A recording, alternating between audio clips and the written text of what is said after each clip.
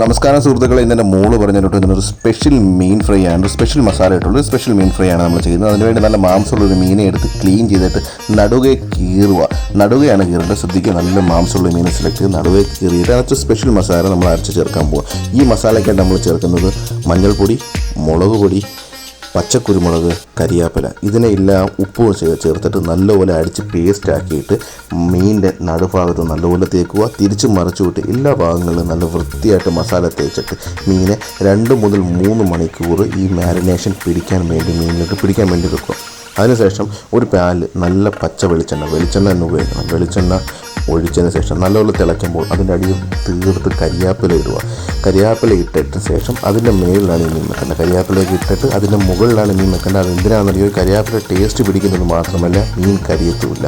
അങ്ങനെ ഒരു 10-15 മിനിറ്റ് ശേഷം നല്ലപോലെ ചെറിയ തീയിൽ മീനെ ഫ്രൈ ചെയ്തെടുത്ത് കഴിഞ്ഞാൽ മീൻ നല്ല ഇതേപോലെ നല്ല ഫ്രൈ ആയിട്ട് വരും. ആ മീനെ എടുത്തിട്ട് ഒത്തിരി ആ മാംസം ഇളക്കി വായി വെക്കുമ്പോൾ എൻ്റെ പൊന്നു മോനെ സ്വർഗം.